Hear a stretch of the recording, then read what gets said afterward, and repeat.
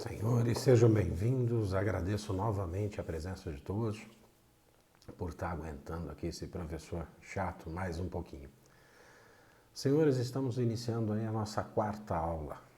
Falamos na aula anterior sobre o contrato de trabalho e algumas das suas exceções, das formas como que ele pode ser feito ou não pode ser feito. E tudo isso são detalhes que com certeza vão tentar pegar vocês na prova da OAB. Eu falei sobre o trabalhador intermitente num determinado momento. Não vou falar sobre ele ainda hoje, mas eu prometo para vocês que eu vou iniciar, acredito que a próxima aula com o intermitente, para deixar isso mais claro para vocês, esse tipo de trabalhador que foi colocado na legislação através da reforma trabalhista, tá bom? Hoje nós vamos falar sobre jornada de trabalho. Jornada de trabalho, ela é bem interessante, né, em todo o seu contexto. Acredito que também a aula de hoje vai ser só de jornada no trabalho, mas vamos tentar passar para vocês de uma forma simples e um entendimento melhor das características da jornada de trabalho, ok? Que por muitas vezes na vida real vocês veem as pessoas aí, os empresários, abusarem dessa jornada e ultrapassarem o limite que é permitido aos funcionários trabalharem, tá? Mas no mundo mágico da CLT, né, ou no mundo de Nárnia aqui, né, é possível, né? Então, vamos conversar um pouquinho sobre jornada de trabalho hoje e que a gente possa deslanchar nesse assunto, que é um assunto que cai bastante na prova também, sempre cai jornada de trabalho, porque é um tema controverso em alguns momentos, mas é extremamente definido pela legislação, não tem muito que se conversar sobre, tá bom? Então vamos iniciar a jornada no trabalho. Então a jornada de trabalho está lá no artigo 7º, inciso 13 da Constituição, e no artigo 611-A1 da CLT. 8 horas diárias e 44 horas semanais. Padrão é de segunda a sexta, 8 horas, e os sábados, 4 horas. Isso é normal, tá?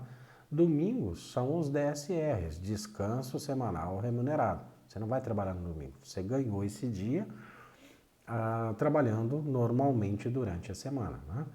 O controle dessas jornadas de trabalho é feito através de cartão ponto. É obrigatório esse cartão com mais de 20 trabalhadores, que a empresa tenha mais de 20 trabalhadores.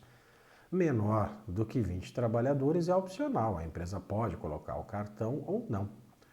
Registro de ponto por exceção à jornada de trabalho, o empregado apenas anota as exceções. Exemplo, vai anotar lá horas extras, atrasos, situações excepcionais.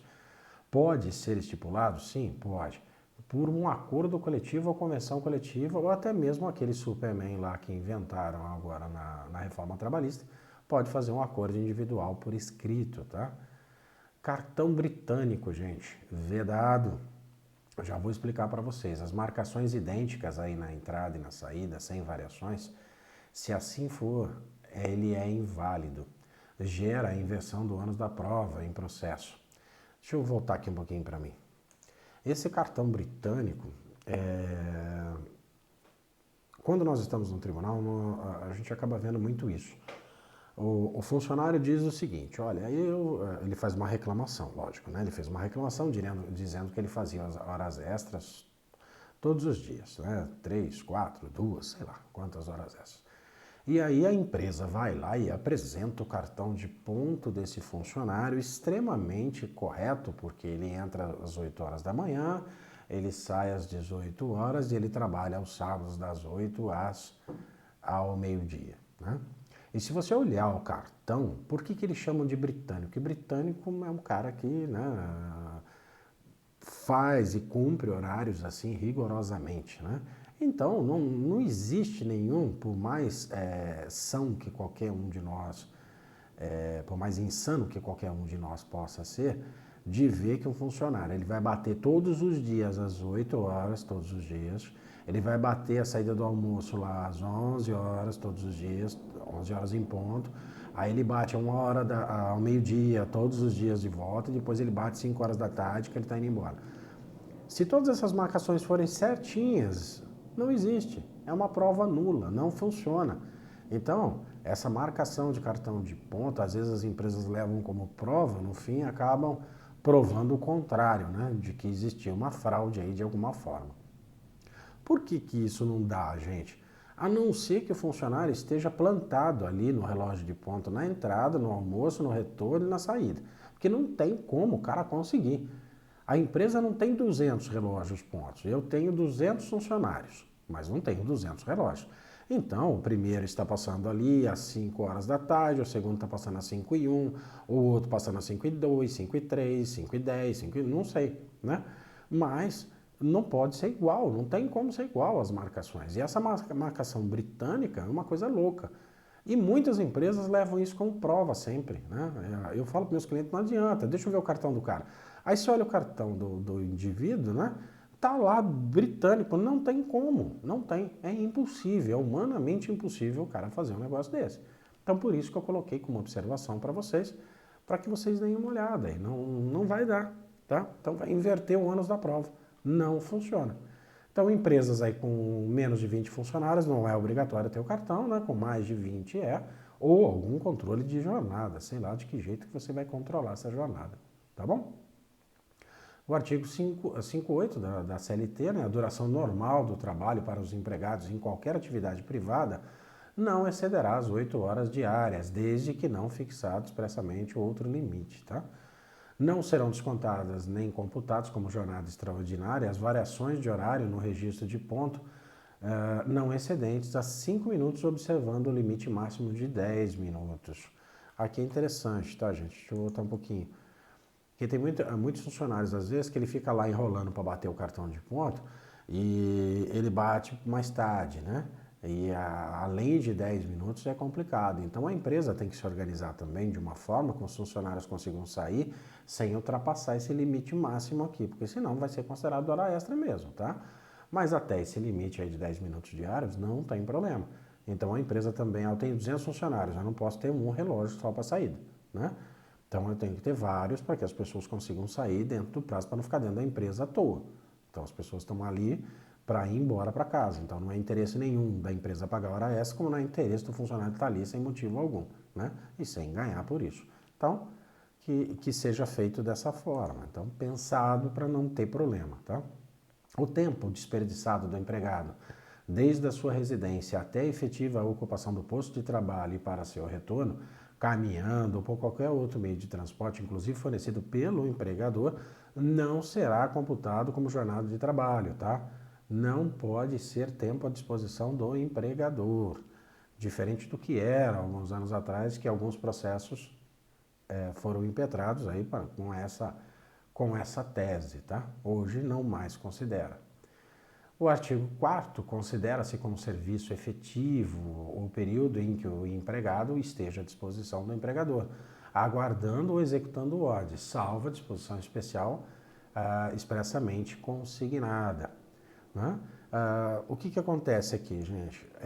Jornada de trabalho, às vezes o cara não está trabalhando efetivamente, mas a empresa o colocou de alguma forma em estado de alerta, vamos chamar assim, né? Olha, você fica lá na sua casa, mas pode ser que eu precise de você. Então, eu vou te chamar, tá? Então, ele está à disposição do empregado, é uma jornada de trabalho. Ponto. Né? Agora, se ele não estiver fazendo qualquer outra coisa, não importa. Estando à disposição do empregador, ele está sujeito à jornada de trabalho, tá? Então, pense nisso. É disposição do empregador. O empregador não falou para você, vai para casa, toma cerveja e beleza. Não, ele fala, fica lá, aguarda, porque eu vou precisar de você num determinado momento, eu posso te chamar, ou posso não te chamar, né? Mas, de qualquer forma, esse empregado está à disposição dele, tá bom? Então, só para deixar claro isso. O artigo 2º, né, o parágrafo 2º, na verdade, por não se considerar tempo à disposição do empregador, não será computado como período extraordinário ou que exceder a jornada normal, ainda que ultrapasse o limite de 5 minutos, previsto lá no artigo 1º do 58. Quando o empregado, por escolha própria, buscar proteção pessoal em caso de insegurança nas vias públicas ou más condições climáticas, bem como atender ou permanecer nas dependências da empresa para exercer atividades particulares, entre outras. Gente, vamos voltar aqui. Esse parágrafo segundo ele é bem interessante pelo seguinte. Muitas provas da OAB disseram o seguinte. A fulana ficou na empresa até mais tarde, não bateu o seu cartão de ponto, ou foi bater o cartão bem mais tarde, requer horas extras porque estava num culto religioso que a empresa estava promovendo. Gente, esqueça, não tem isso. Não tem isso. Você está lá porque você quer estar lá. É diferente. O empregador não pediu para você estar lá.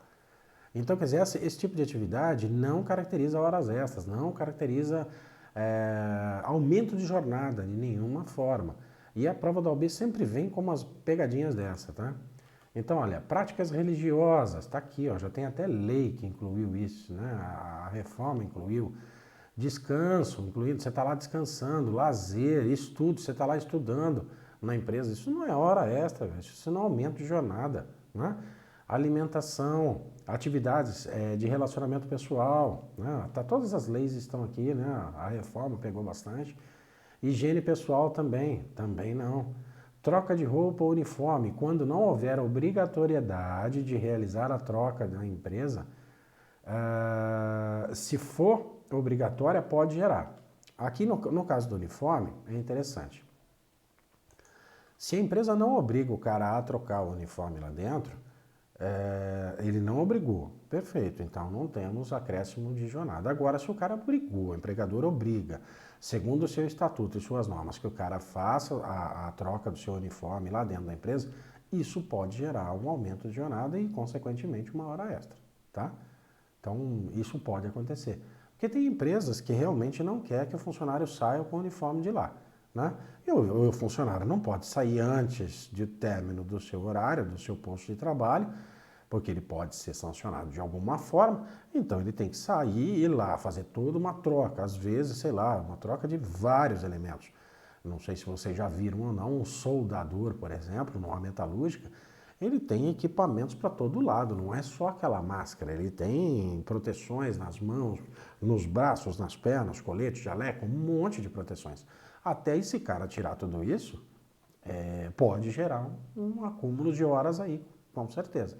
Se a empresa obrigá-lo a fazer, tá bom? Se não for obrigado a tirar o uniforme na hora de ir embora, você pode ir embora com o uniforme, beleza, vamos embora e não vai gerar nenhum problema, tá? Isso já caiu em provas da OAB também, tá bom, gente? Horas de itinere, tá? Aquela hora em movimento, já foi, por muitos anos, já foi considerado aí como horas a mais a serem pagas, tá? O parágrafo 2º, o tempo despendido pelo empregado desde a sua residência até a ocupação do seu posto de trabalho e para seu retorno caminhando ou por qualquer meio de transporte, inclusive fornecido pelo empregador, não será computado na jornada de trabalho, por não ser tempo à disposição do empregador. Não é tempo à disposição do empregador. Você está indo trabalhar, você está chegando, o tempo que você leva, não importa o jeito que você vá. Você vai de jegue, de camelo, de transporte público, ou a empresa te deu o transporte, não são mais considerados horas à disposição do empregador. Horas etine, ele deixou de existir após a reforma trabalhista, acabou. Já, teoricamente, já não existia muito antes disso, e agora não existe mais mesmo. Não importa se o local é ruim, estrada ruim, transporte ruim, não importa nada. Nada disso pode ser levado em consideração. As provas da OAB vão dizer o seguinte para vocês. Olha, o Mané, ele vinha lá da casa dele, o seu Mané vinha lá da casa dele, mas é uma desgraça para ele chegar na empresa. Por quê? Porque as estradas eram ruins, ele tinha que vir lá naquele caminhão pendurado, de carona, não conseguia chegar. Então, esse tempão todo que ele levava para chegar, com estrada ruim, sem transporte público, sem não sei o que, é considerado hora extra? Não é. Não é mais horas etine, não são mais consideradas como horas extras ou aumento ou acréscimo de jornada, tá bom? Não importa o que aconteça no meio dessa confusão toda, né? Não importa absolutamente nada. Agora, nesse trajeto, por exemplo, pode acontecer um acidente, né? E se esse trajeto, e é um acidente de trajeto, é o famoso acidente de trabalho. Muita gente se discutiu ainda, continua discutindo isso daqui, porque não pode, porque pode, porque não pode. mas nesse momento eu digo para vocês que é ainda considerado. Já deixou, voltou, foi, mas é acidente de trajeto, é acidente de trabalho. O acidente no horário do almoço também se equipara a acidente de trabalho, tá, gente? Se tiver uma perguntinha lá, na hora do almoço o cara saiu, se acidentou, virou, sei lá o que aconteceu, não é acidente de trabalho, é acidente de trabalho, tá? Agora, se o cara desviar o trajeto dele por algum motivo, porque todo dia ele faz um trajeto para chegar no serviço, tá? Mas se por um acaso naquele dia ele resolveu passar no centro da cidade antes de ir trabalhar, e lá no centro da cidade houve um acidente e ele ficou impossibilitado por alguma coisa, não é acidente do trabalho, porque ele desviou do caminho habitual, do seu trajeto. E o acidente do trabalho, como todos vocês sabem, gera estabilidade, a súmula 378 do TST. Eu pediria para vocês darem uma olhadinha nessa súmula, que é muito interessante, vocês lerem a súmula da estabilidade, tá? 378 TST. Da portaria até o efetivo posto de trabalho não integra a jornada do trabalho também, tá? Já aconteceram alguns processos onde as pessoas ganharam. Por quê? Porque, nossa senhora, a portaria até a hora de começar a trabalhar era uma hora que o cara tinha que andar. Aí, no caso concreto, se resolve isso, mas para a efetiva prova não integra a jornada, tá? Vamos falar um pouquinho agora da ausência de controle, ausência do controle desse trabalho, né, da jornada. Não são abrangidos pelo regime previsto nesse capítulo, redação dada pelo papai, o artigo 62, né, os empregados que exercerem atividade externa é incompatível com a fixação de horário. Então, aquele cara que trabalha externamente, não tem como você ficar marcando o horário do cara, né? Devendo tal condição, ou seja, se ele é trabalhador externo, você tem que anotar na carteira dele e no seu contrato de trabalho, tá? Não tem outro jeito. Os gerentes lá considerados, né, os cargos exercentes de cargos de gestão ou de confiança, como vocês queiram, os quais se equiparam para efeito disposto desse artigo são diretores, chefes de departamento ou filial. Também não tem controle de horário, tá? Empregados em regime de teletrabalho também não tem controle de horário. Já falamos sobre isso nas aulas anteriores. Revejam lá na Lei 13.467, é a reforma, tá? Parágrafo único, o regime previsto nesse capítulo será aplicável aos empregados mencionados lá no 2, que eu falei do cargo de confiança, né? Quando o salário do cargo de confiança, compreendido a gratificação de função, se houver for inferior ao valor do respectivo salário efetivo acrescido de 40%, ok? Então, para ser cargo de confiança, o cara tem que ganhar 40% a mais. Se ele ganhar menos que isso, não é, e aí começa a ser considerado, tem que ter jornada de trabalho, tá? Se for cargo de confiança, aí não tem nem horas extras, nem adicional noturno, nem indenização por não ter intervalo e aquela coisa toda que todo mundo fica pedindo, né? Então, cargo de confiança, para vocês entenderem, não tem controle de horário, ele não tem direito a horas extras, adicional noturno, qualquer tipo de controle de jornada, tá? Já se for inferior a 40%, essa gratificação, que muitos chamam o gerente, né? Que nem gerente de banco hoje, né? Gerente de banco hoje, todo mundo acha que gerente, só a palavra gerente determina, mas não, ele tem que ter o poder de mando, ele tem que ter o poder, né? Não adianta ser gerente. Eu vou lá falar com o gerente meu do banco hoje via app, cada dia é um, só Deus sabe quem é que está lá como gerente. Isso não é gerente, é vendedor de seguro, é um cara que cuida de algum problema seu, eventualmente porque ele está lá à sua disposição no app, porque muito raramente nós vamos em agências hoje, né? Mas gerente mesmo tem que ter um poder de mando e tem que ganhar 40% acima dos outros, tá? No mínimo aí para ser considerado cargo de confiança. E aí não tem controle de jornada, aí tudo bem, e vamos embora. Só que se não controle, também não tem horas extras, não tem adicional noturno, não tem indenização, não tem nada. Perfeito? Deu para entender? Beleza, então. Então vamos lá. Jornadas de trabalhos especiais, né? É o regime por tempo parcial, que é o artigo 58A. Para falar a verdade para vocês, eu nunca vi esse regime parcial na prática, tá? Mas na lei está aí. Considera-se trabalho em regime parcial aquele cuja duração não exceda a 30 horas semanais, sem a possibilidade de horas extras suplementares semanais, ou ainda aquele cuja duração não exceda a 26 horas semanais, com a possibilidade de um acréscimo de até 6 horas suplementares semanais.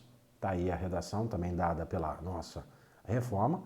A carga horária é limitada a 30 horas semanais, vedada a horas extras. Ou seja, o cara trabalhou 30 horas, ele não pode fazer horas extras. É uma carga reduzida aí, né? Artigo 58, né, no seu parágrafo 58A, no seu parágrafo 3º, leia aí 26 horas por semana, tá? As horas suplementares, a duração do trabalho semanal, serão pagas com acréscimo de 50%, ou seja, essas horas extras que passarem desse número de horas aí pequenininho, vai ser pago como horas extras com 50%, sobre o salário da hora normal, né?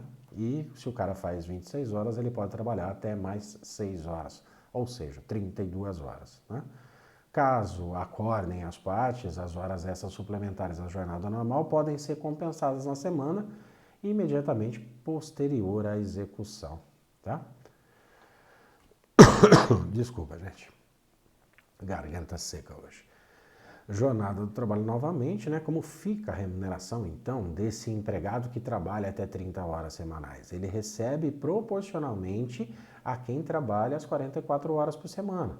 Você faz uma proporção, o cara que trabalha 44, você faz lá quanto é que dá o valor da hora desse cara. É a mesma quantidade, é o valor que você vai pagar para o cara que trabalha 30, tá? É o valor da hora, o valor da hora e não da quantidade, ok? Pode ser abaixo do salário mínimo? Pode. Uma coisa interessante aqui, tá, gente? Infelizmente, foi colocado na cabeça de quase todos nós que ninguém pode receber abaixo do salário mínimo. Tô errado? Pode. Nesse caso, pode. Talvez o cara que trabalha 44 horas semanais, ele receba o salário mínimo. Um exemplo aqui, idiota, né? Ele receba um salário mínimo para trabalhar 44 horas por semana, né? E o cara que vai trabalhar 30? Você vai pegar o valor do salário mínimo, dividir por 220 horas, que foi o tanto que ele trabalhou, é o valor da hora do cara, não é? Do 44. Eu vou pagar 30 horas para aquele cara, eu vou multiplicar isso por 30, tá? Então 30 horas é menos do que 44, né? São 14 a menos. Então, ele vai receber abaixo do salário mínimo. Ponto. Pode, tá? Então, se na prova da OAB disserem para você, não, o cara não pode receber abaixo do mínimo, mesmo que a jornada dele seja de 30%. Errado. Pode. Tá bom? O empregado em regime normal pode aderir a um regime de tempo parcial? Pode. Tá, o artigo 58, seu parágrafo 2º da CLT, se houver previsão na convenção coletiva e com a manifestação do empregado. Pode, não tem problema nenhum. É um empregado em regime normal. Talvez ele vai partir pode aderir a um regime aí com tempo menor? Pode. Tá lá na convenção? Tá. O empregado se manifestou? Sim. Tá lá no artigo 58A. Perfeito? Turnos ininterruptos de revezamento, gente. Então vamos lá, gente. Turno ininterrupto de revezamento. Esse regime deverá ser aplicado aos empregados que alternam os turnos constantemente, ou seja, diurno e noturno. A jornada máxima de 6 horas. 6. Se trabalhar no período noturno, ainda ele vai ter lá o adicional noturno, que nós falamos na aula anterior, e com aquela hora fixa lá, né, de 52 minutos e 30 segundos, ou seja, uma hora reduzida. A súmula 360, os turnos ininterruptos de revezamento, intervalos de intrajornada e semanal. O que diz? A interrupção do trabalho destinado a repouso, aquele período de repouso, alimentação dentro de cada turno, não vai descaracterizar esse revezamento, que é das 6 horas por dia, tá? Está previsto lá no artigo 7º da Constituição. Dá uma olhadinha, leiam, sempre, como eu sempre disse. A súmula 423, né, o turno ininterrupto de revezamento, fixação de jornada de trabalho mediante negociação coletiva, validade. O que diz essa súmula? Estabelecida a jornada superior a 6 horas e limitada a 8 horas, por meio de regular negociação coletiva, os empregados submetidos a turnos ininterruptos de revezamento não têm direito a pagamento às 7ª e 8ª horas como sendo extras. Esses efeitos são futuros, né? Após a negociação coletiva. O que foi feito antes tem direito. É a OJ 420 da SDI1 do TST, ok? Aqui cabe uma certa colocação para vocês. Esse turno ininterrupto, para efeito de prova, ele pode cair, tá, gente? Ele vai cair lá, então ele vai dizer que tem um turno ininterrupto. O que é isso? É o cara que trabalha de dia, depois trabalha de noite, depois trabalha de dia, depois trabalha de noite. Se ele trabalhar de noite, ele ganha adicional noturno, sua área fixa, belezinha, tá? Se ele trabalhar de dia, não vai ganhar nada disso. Mas ele é um cara que fica variando nesses dois horários, ok? Na prática, eu nunca vi isso acontecer, tá? Por quê? Porque sempre tem a prorrogação do horário, sempre tem um acordo de prorrogação, sempre está escrito no dissídio coletivo, que é o que diz a súmula 423. O que acontece? Lá no acordo coletivo de trabalho, foi colocado que o cara pode trabalhar até 8. Ele faz essa locomoção, né, de um horário para o outro. Ele vai do noturno para o diurno para o noturno? Vai. Tá. Teoricamente deveria ser 6 horas, mas lá no acordo coletivo, com toda certeza, vai estar escrito que ele pode trabalhar. E essa 7ª hora e 8ª hora, que teoricamente não eram para existir, passam a existir e não são consideradas como hora extra. Ponto. É assim que é na prática e é assim que está na lei, tá bom? Não tem muito pra onde correr, tá, gente? Então, turno ininterrupto. Quando você vê essa palavra, você já imagina. Ininterrupto. O que é um turno ininterrupto? O cara vai do dia para noite, da noite para o dia. Ponto. Legalmente, ele pode fazer até 6 horas. Os intervalos que ele faça no meio disso não descaracteriza. Ele tem intervalo lá para comer, para descanso, para alguma coisa. Não vai tirar essa característica de ininterrupto. Beleza? Mas se o acordo coletivo prevê que ele pode trabalhar até as 8 horas, que é o máximo permitido, então vai trabalhar até as 8 horas. Limitou às 8, é o que acontece na prática e é o que a lei está colocando aqui. Perfeito? Então tá bom. Então vamos para jornada de trabalho do 12 por 36. Gente, esse daqui é louco. 12 por 36 é o cara que trabalha 12 horas e descansa 36, tá?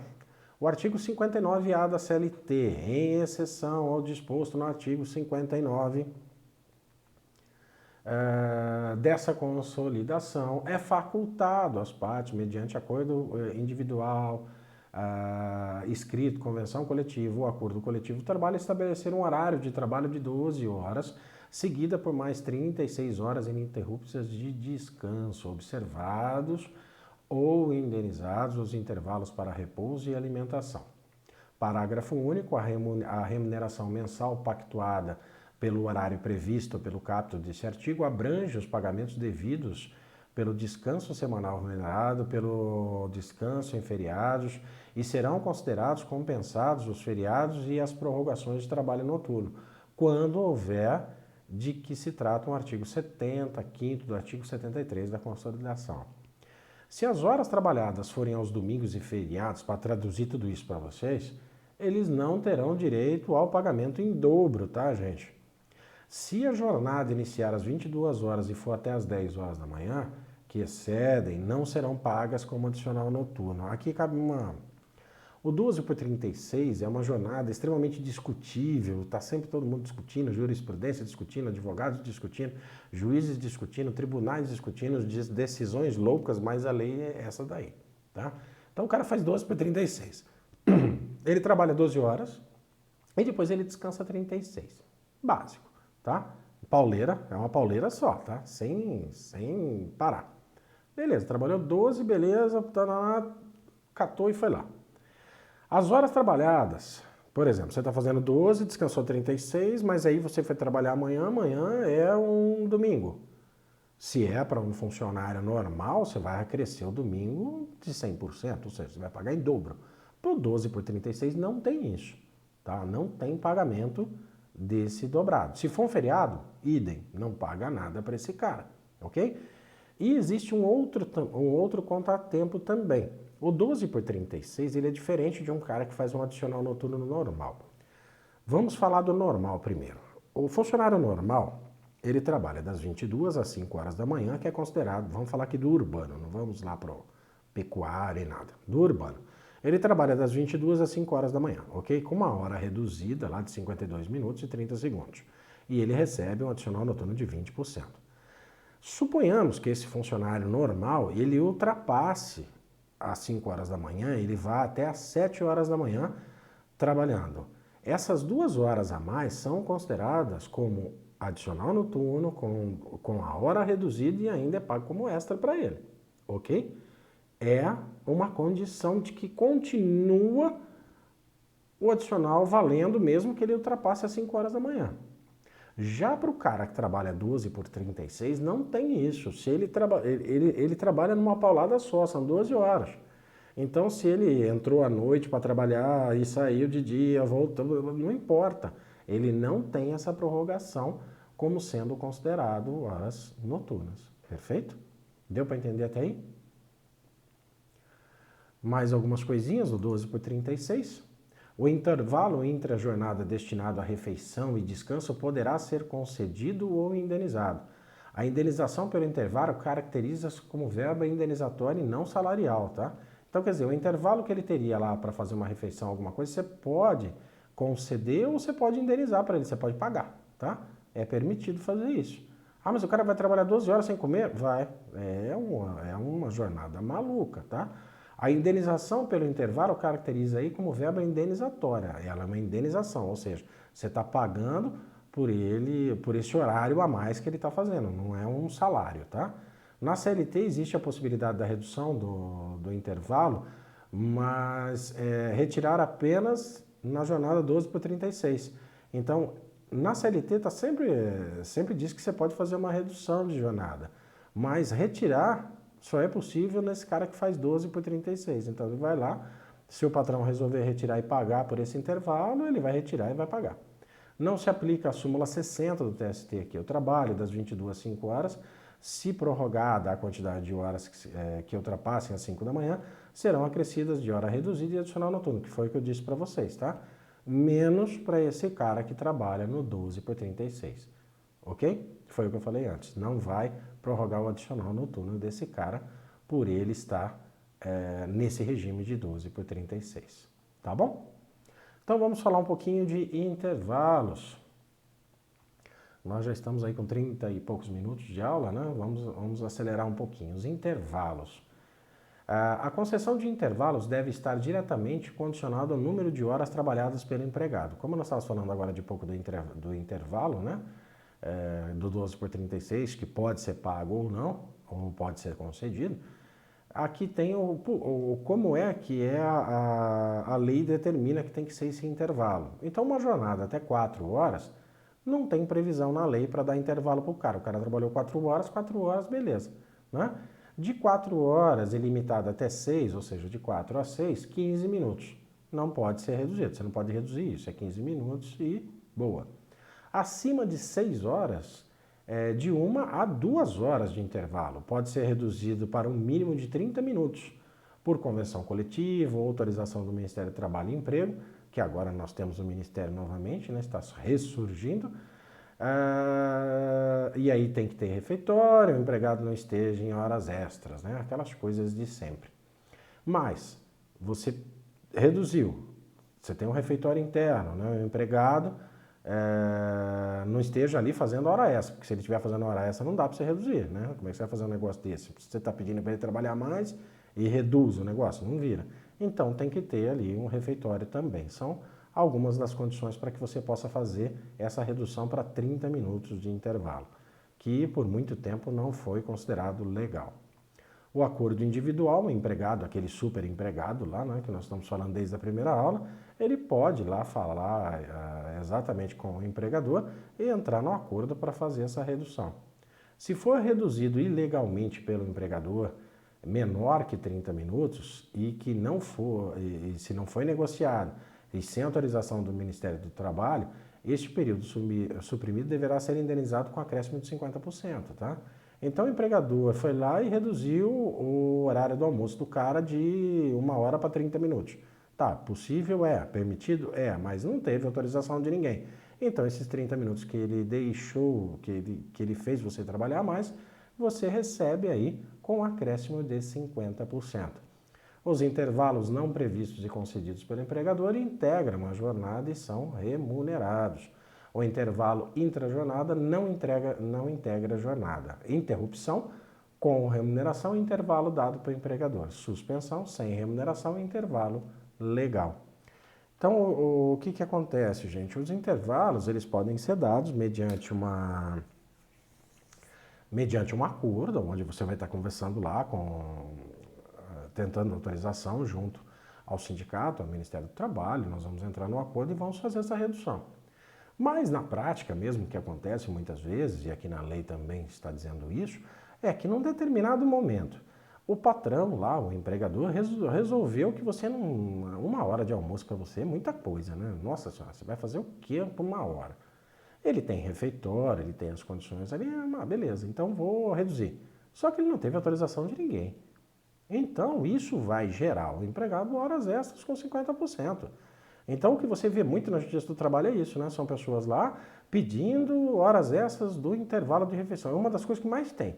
Por quê? Porque as pessoas reduzem e não fazem nada certo, não fazem acordo, não conversam com ninguém, não tem autorização de ninguém. E aí, soca o louco e vamos embora, é nós, né? O empregador normalmente ele assume o risco do negócio, mas muitos riscos às vezes que ele corre não precisaria correr, né? Mas fazer o quê? Faz parte do universo que nós trabalhamos, né? Então, intervalos, acredito que deu para entender um pouquinho, gente. Vamos falar um pouquinho sobre banco de horas. Banco de horas anual, as horas podem ser compensadas em um ano, ou seja, aquele banco de horas, ao invés de você pagar para o cara horas extras, ele pode compensar isso dentro de um ano. Semestral, podem ser compensadas em 6 meses. Assim, as horas extras realizadas hoje e submetidas a um banco de horas anual podem ser compensadas dentro desse período. O mesmo acontece com as semestrais, ok? Se forem compensadas dentro do prazo estipulado, não são pagas como horas extras. Se não compensar, a empresa deve pagar como extra, tá? Eu acho que nada mais justo. Você fez um banco de horas, ao invés de você sair, você não saiu no prazo, aí você recebe como horas extras, tá? O banco de horas anual somente pode ser pactuado na negociação coletiva, tá, gente? Isso é importantíssimo. Banco de horas anual só por convenção coletiva. O banco de horas semestral, 6 meses, pode ser pactuada por acordo individual ou ainda por negociação coletiva.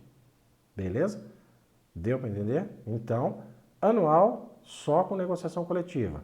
Semestral pode ter o acordo individual, que é aquele Superman lá dos funcionários, criados pela nossa reforma, e ainda também por negociação coletiva. Perfeito? Acordo de compensação de horas, tá, gente? Lembra que eu falei para vocês agora de pouco no caso do trabalhador que vai do diurno para o noturno, do noturno para o diurno, né?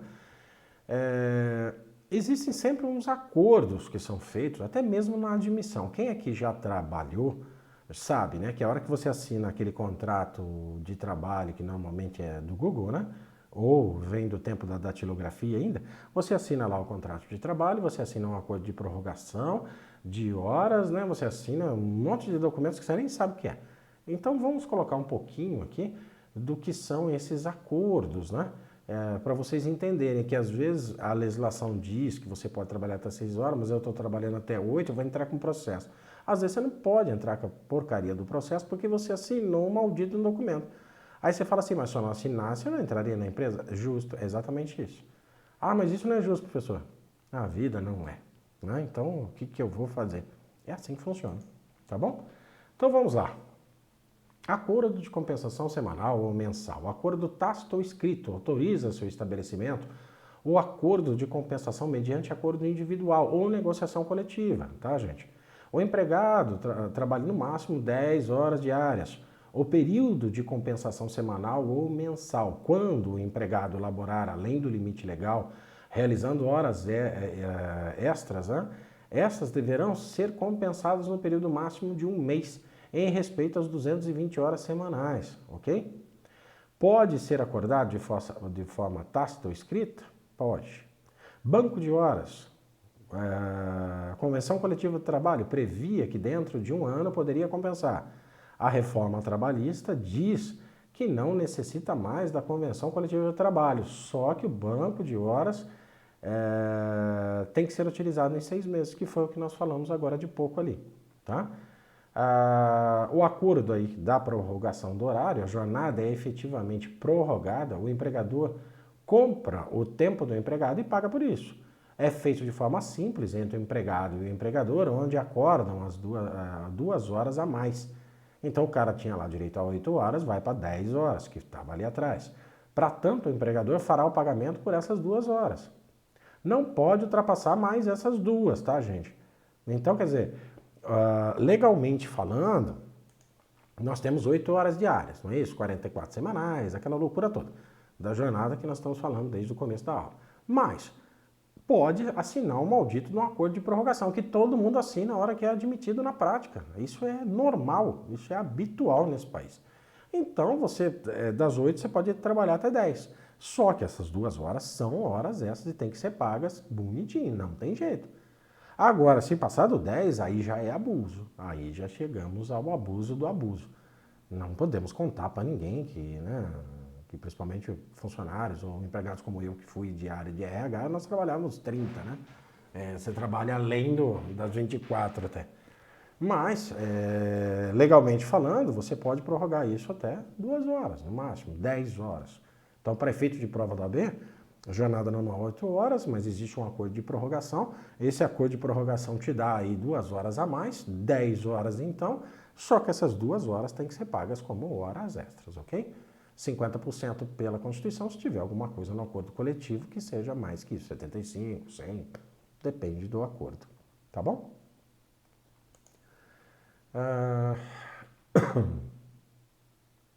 Eu acho que nós podemos fechar aqui antes de entrar na prescrição trabalhista, tá, gente? Eu vou deixar a prescrição para nós fazermos isso na outra aula. Eu acho que aqui o básico, nós já conversamos até um bocadinho hoje, até um pouco menos do que as outras aulas, né? Estamos aqui com 41 minutos, até dei uma aceleradinha. Mas, peço até perdão por isso, mas é que são tantos detalhes que nós temos que passar, e eu estou tentando fazer isso com vocês de uma forma de bate-papo. Não estou tentando infiltrar isso na mente de vocês. Estou tentando ver que a grande maioria de vocês provavelmente já tenha trabalhado para alguém, né? E esse trabalhar para alguém faz com que você se identifique com esse tipo de situação. E muitos dos trabalhadores que não pertencem à área de recursos humanos como eu, não sabem desses detalhes. Às vezes, quando você vai lá ser admitido, eu sou admitido, tá, eu vou fazer uma jornada de 12 por 36. Puxa, que delícia, professor, eu trabalho 12 horas, eu fico 36 horas em casa. Vou arrumar outro emprego, e acontece mesmo de pessoas arrumarem outro emprego, tá? Mas vocês não sabem os detalhes. Por exemplo, horas extras, adicional noturno, feriados, domingos, né? Que não são pagos para vocês. Então, não é um mar de rosas. Aliás, o 12 por 36 é um sacrifício do caramba para o cara, né? Mas, tudo bem, vamos tocar a vida é assim. Aí você tem lá é possível você fazer uma jornada de trabalho até 8 horas semanais. Você trabalha 10, você fala, puxa, meu patrão está me ferrando. Não tá, você assinou um documento de prorrogação quando você foi admitido. Mas não assinei. Assinou. Eu posso te garantir que você assinou. Tá? Porque eu não conheço nenhuma empresa que não faça você assinar esse acordo de prorrogação. Então, você está lá à disposição dele até 10 horas por dia e vai pagar. E ele vai te pagar lá, tudo bonitinho, o que for. No 12 por 36, eu sou esse funcionário também, tá? O meu patrão tá me pagando a hora que eu preciso comer, eu não tenho como comer. Isso é ilegal? Não é. Ele pode pagar para você e você tem que tocar 12 horas sem parar. Nossa, mas isso mata o funcionário? Mata. Mas é um tipo de jornada que existe, tá aí, tá na lei. Ele pode fazer. Tá ok? Então, se nós juntarmos esses aspectos aqui que eu coloquei para vocês, numa forma até de bate-papo, para que vocês entendam que o dia a dia de vocês numa empresa, ou não sendo uma profissão diferente, sendo registrado normal, são essas as condições que vocês estão sujeitos. Então não tem para onde correr. E a OAB vai cobrar de vocês justamente isso, é a lei seca, é o que está aqui na lei. Muitas vezes a prática não é isso? Não é. Tá? Acontece muito, apesar que em termos de jornada, esse tipo de coisa, não tem muitas alterações, não. As pessoas às vezes falcatruam aqui e ali, mas não são tantas. Mas a prática, infelizmente, ela não tem muito a ver com a legislação, né? Na prática, você vai ver pessoas bulando a quantidade de horas, bulando os intervalos. Eu preciso que você fique trabalhando aqui comigo até amanhã cedo, porque nós precisamos entregar, depois você vai para casa, eu deixo você em casa, né? Não vai ter problema. E isso é a prática, tá, gente? E o empresário em si, ele é um ser que ele vive para lucro, não tem outra coisa. Então, às vezes, ele assume o risco de cometer alguma coisa que não deveria, né? Até infringindo a legislação. Por quê? Porque ele quer ter um lucro mediante a entrega de um produto, a venda de um produto, ou sei lá o quê, né? Mas ele é um empresário, então ele está correndo risco, ele sabe disso. E ele sabe que pode dar confusão mais tarde, mas ele faz. Agora, para efeitos de prova, gente, um conselho. Leiam os artigos, leiam. Eu passei vários artigos para vocês, passei súmulas, né? Que não é difícil, vocês acham isso na internet, mas se vocês pegarem uma CLT organizada, isso vai estar muito mais fácil, é até mais fácil do que o tio Google, porque o tio Google às vezes vai levar vocês a alguns lugares tenebrosos do direito que não são o que vocês precisam para a prova, tá? Às vezes vocês vão entrar no Google e vão pegar lá um determinado assunto que está sendo discutido não sei aonde, por um TST qualquer, que, sei lá, considera justa causa uma coisa que não é, ou considera alguma, e vocês vão achar que é isso, e não é. Tá? Então peguem aí uma legislação atualizada, que, sabe, de preferência agora desse ano, uma CLT organizada, que não é um custo tão grande assim, né? E vocês leiam esses artigos, essas súmulas, vocês vão começar a entender. Né? Quando a CLT é organizada, ela vai tudo bonitinho para vocês, então todos os assuntos vão estar lá com suas súmulas, com as suas AJs, tudo bonitinho, tudo certinho. Então vocês vão ter uma ideia do que aquele assunto repercutiu dentro da legislação do trabalho. E isso vai ajudar vocês assim imensamente na prova do direito material, porque está ali, não tem do que sair, não tem como correr daquilo. Né? Então está ali. A legislação trabalhista sofreu vários percalços aí no decorrer dos últimos anos? Sim, e continua ainda uma loucura. Tá? Teve uma época do ano passado que foi tão louco que cada dia era uma medida provisória diferente que mudava a legislação do trabalho. Então nós tínhamos uma medida hoje, uma medida amanhã, uma medida depois. Então cada dia que nós, advogados trabalhistas, acordávamos, né, nós já tínhamos que ler todo de novo, porque já tinha mudado tudo de novo. Mas eu digo para vocês, isso é exceção, é uma exceção que eu não sei, a não ser que o edital da prova da OAB diga para vocês usarem essas exceções, essas MPs, vai estar escrito lá, vai estar mostrando para vocês, aí é só dar uma lida nas MPs, tá? Mas não é uma coisa habitual da rotina do direito do trabalho. Isso foram exceções causadas por uma loucura mundial. Então, o Brasil não podia ser diferente, né? Tinha que ser tão louco quanto todo mundo. Então nós vamos tomar medidas. Medidas que por muitas vezes salvaram aí empregos, melhoraram condições, não deixaram as pessoas desempregadas. Desculpa. Fizeram com que essas pessoas tivessem uma condição melhor, ajudaram as empresas. Não estou criticando, não. Tá? Eu só digo que é uma insanidade jurídica para nós que mexemos com isso, acabou virando uma insanidade jurídica, assim, em geral, né?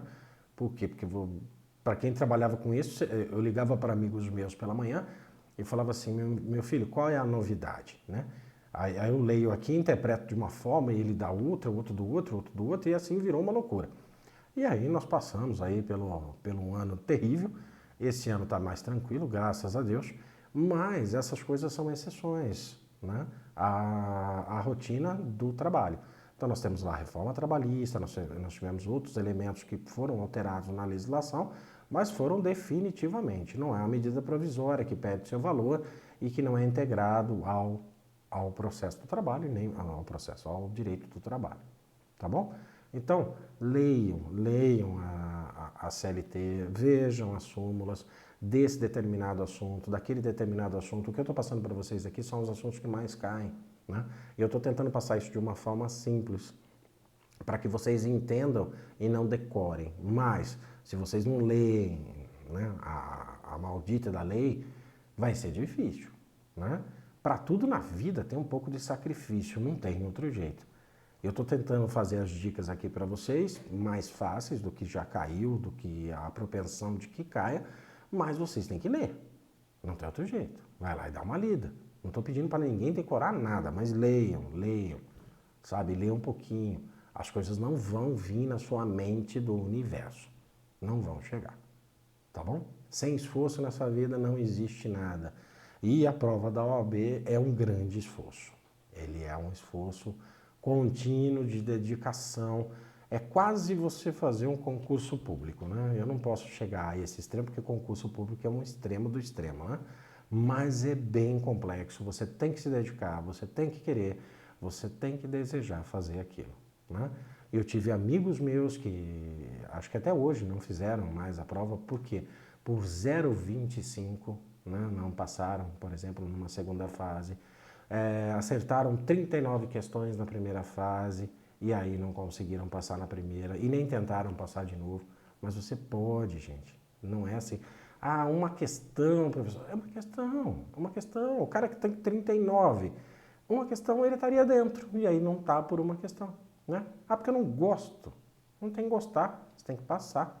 Você passou, aí você fecha com chave de ouro, né? Aí vai ser um advogado, ou sei lá o que você queira ser, né?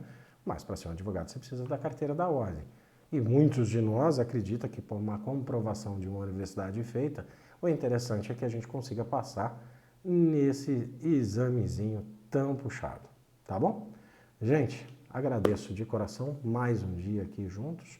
Fechamos nossa quarta aula, então na próxima aula vamos dar andamento nesses assuntos e nessas exceções que são pedidas. E eu agradeço de todo o coração que vocês me aguentaram aí mais 50 minutos para que a gente possa chegar ao êxito nessa prova. Eu acho que o êxito é a palavra certa para isso. Vocês vão conseguir passar. Mas dedicação, gente. Leiam. Vocês vão ver que vai dar tudo certinho. E se vocês fizerem a fórmula matemática que eu falei para vocês lá no início do curso, com toda certeza vão passar e não vão fazer parte daqueles 70 e poucos por cento, acho que 74%, que não passaram desse último exame. Então, com fé em Deus, vai dar tudo certo. Muito obrigado, gente. Fiquem bem.